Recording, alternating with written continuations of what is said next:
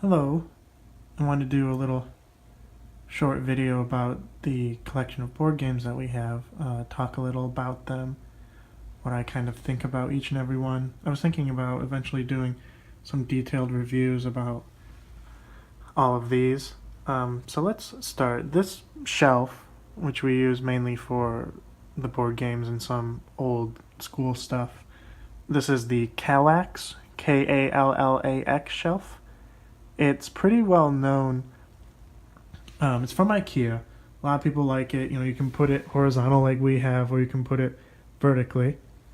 I chose horizontal because I thought it looked a lot better. Plus, I think it's easier to store the board games like this.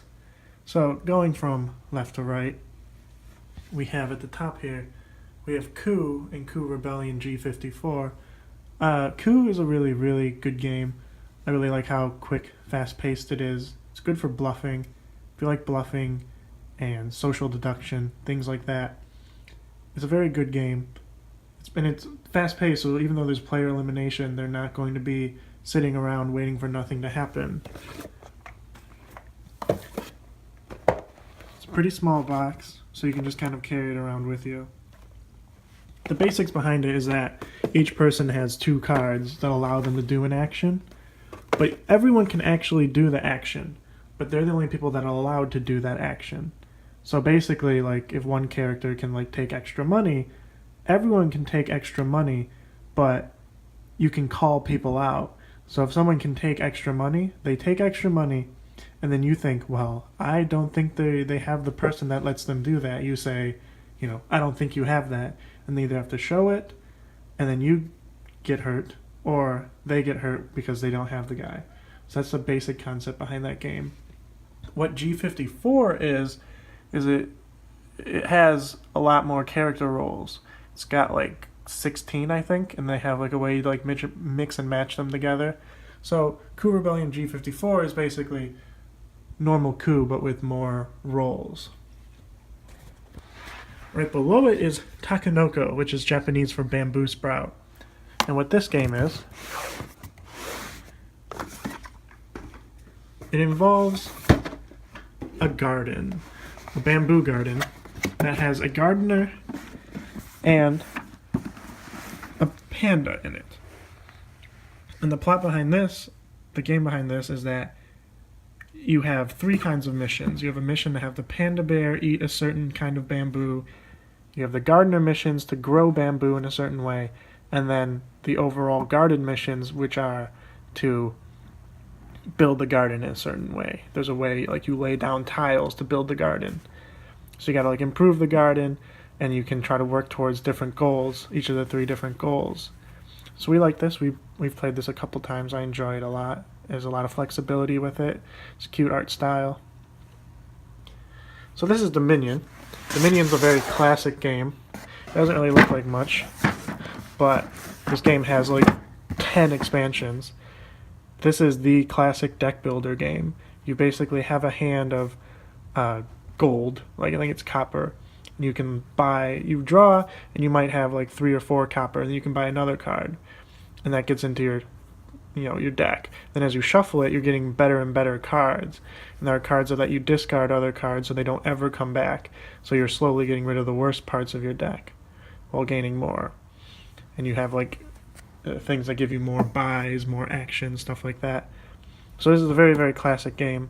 I don't actually play it as much as I maybe like. I don't know what I think about deck builders just yet. But this is a very, very, very classic game. Many expansions for it, which adds more things to it. Android Netrunner. So I was given this by a friend. I don't know if I actually want it. He died, so I kind of feel, bad if I were to ever give this away or sell it. It's kind of a deck builder, like Dominion. The plot behind it is like there's a corporation versus like a hacker, and the hacker plays cards in a certain way to like hack into the mainframe decks of the corporation. It's what's considered a living card game, where it's kind of like how Magic will release expansions, and then you have to buy booster packs, and then you may or may not get the card. With living card games, you buy the booster pack, and you get the same stuff as everyone. So everyone just buys the expansions and get the same thing, and they usually release like once a month or something. I don't think they release once a month, but it's a set number of time. But we didn't really like it, and again, I was thinking maybe it's because I don't like deck builders, but a large part of it is that the base sets in the game, like the default decks that they say in the manual, aren't really that good.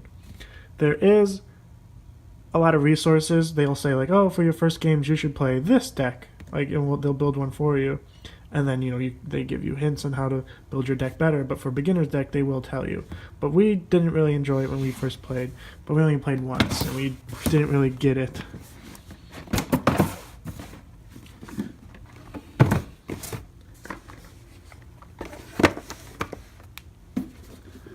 Okay.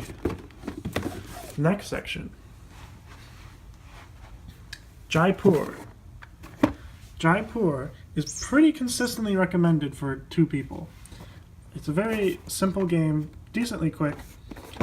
You have these cards where you grab the cards and you have to make sets. And as you make the sets, you gain little points from it. So if you have like 5 silk cards, you gain like the first 5 silk points.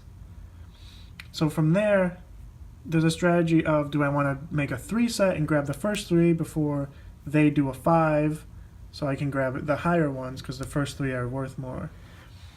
Things like that. Or do I want to like end the game quicker by taking the more common stuff like cloth or wood, I think it is, and ending the round before they can get big name stuff. I like it. Sarah doesn't. Actually, the people I've played it with, 2-player, have not liked it. I wish they did, because I do like it. I think there's a lot of strategy in there that they're not necessarily seeing or liking. Bang the Dice Game. I've only played Bang the Dice Game. I've not played the original Bang, which is a card game. This is another kind of social deduction thing. A lot of the problems people have with it is a thing called king making, which is you basically choose the winner by acting in a certain way. Like you can throw the game and just make someone else the winner. So what you do is you roll this dice, and you get like beer, which heals you or anyone. You get dynamite. If you get too much dynamite, your turn ends. And there's also a 1 and a 2 crosshair. And what that means is that you can like shoot someone to your left or to your right, or 2 to your left or 2 to your right. So you don't know what people are. You only know who the sheriff is. And the sheriff doesn't know who the deputies are. He doesn't know who the outlaws are. So there's kind of a push and pull about who is actually on my side, who's actually a renegade, who's an outlaw. There's that. We played with 5 people. We played with 6 people at one point. And I liked playing with 6 because there's at least one person you can't shoot until someone dies. So I think, especially with a big number of people, I think it goes to like 10, 8. 8 would probably be really good. But we've only played with 6. And yeah, there is a problem with king making, as they say. But we enjoy it for the most part. It's fun to roll and screw other people over. The Resistance Avalon is yet another social deduction game. It's based on the regular Resistance, which has implemented these changes in Avalon as well. The basics behind this is that you have some missions that you need to put people on. You need to choose from, your teammates. But 2 of them, 2 or 3, depending on how many people there are, spies. So you choose the people, then you have to vote on whether or not everyone agrees with that team. So the team will go on the mission, and then they'll play a card, pass or fail. And if there's one fail, the entire mission's failed. But loyalists can only give a pass. Only spies can put failed. So if there's all loyalists, or the spy doesn't want to, fail the mission because they don't want to reveal themselves too early, then you're going to pass. So this is a good, very, very good, very classic deduction game. There's another character, the difference between Avalon and the regular Resistance, but now the regular Resistance has it now, is that there is someone that knows the spies. But the spies win if at the end they can point them out. Because that way they can't say, I'm the guy who knows everything, please listen to me. Because if they do that, the spies are going to win at the end because they'll kill him. So again, very good, very good, very good social deduction game, classic. We've only played it once, but we enjoyed it. Hostage Negotiator, I have not played yet. It's a one-person game, but I haven't played it yet. Heard it's pretty stressful, like an actual hostage negotiation. I've read the rules. It seems okay. You basically play. You have to like play conversation cards to lower the severity of the situation, which gives you more dice, which gives you more chances to like free the hostages and try to capture the hostage taker. But I haven't really played it yet. Baseball Highlights 2045, the Super Deluxe Edition.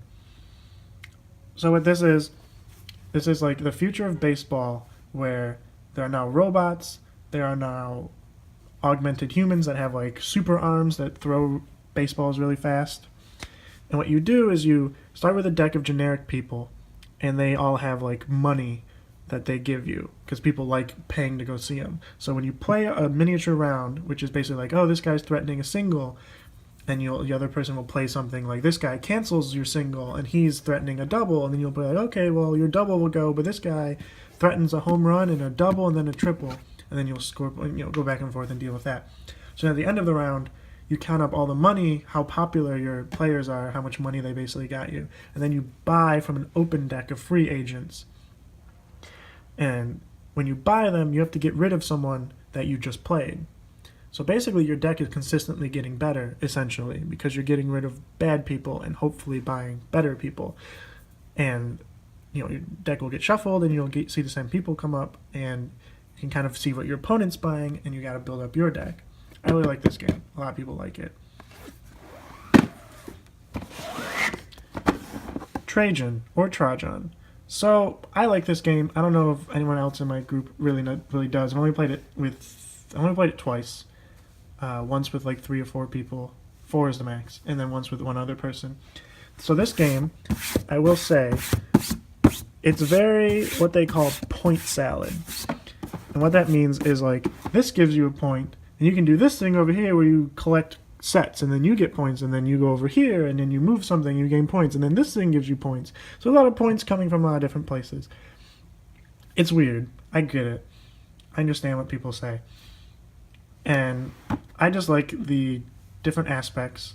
I like how you choose what to do. You basically have a Mancala.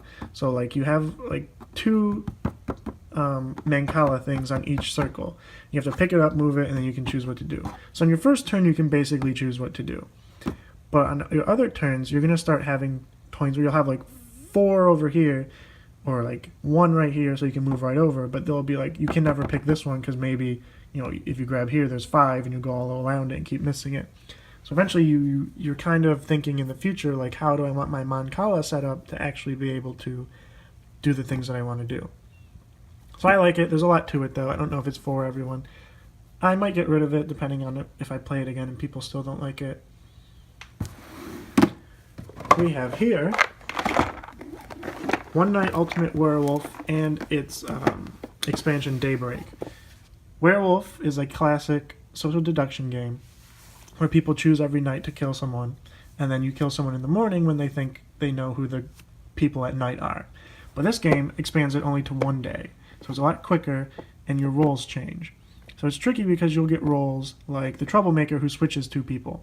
So you need to figure out during the process if you're still innocent, because you could be an innocent person and then throughout the night be switched to a werewolf. So you don't know necessarily what you are, if you still are what you are. So as a part of do I want to tell everything? Because if you get perfect information, then everyone's going to die, and that could be you now because you have the werewolf. So you got to be careful with what you say and what you respond to. So these are very good. We played like a bunch of rounds with it when we first played it. It's a good one. And I'm only going to cover one more because this is taking longer than I expected. Is Sushi Go. Sushi Go is really cute. It's really good art, and it's very quick to play. You deal out people some decks. I think it's like 8 cards for 5 people, something like that. And they pick a card, and then they pass the rest of the deck. And you pick a card from the smaller one, you pass it off. So everyone's passing around their deck, which is getting shorter. And then, so part of it is, do I want to play this now and screw that person over so they can't get their points? You get points for getting like pairs and triplets and stuff like that. So they gotta think about, what am I giving them? What am I going to get? What do I want people in the future to get? So it's quick, it's portable. There's like a party version now where that allows like 8 people to play. I like this game. We like it a lot. We like the art. So I'll continue. I'll probably cover the next 2, maybe 3, because I don't want these videos to go too long. So thank you for watching. Bye.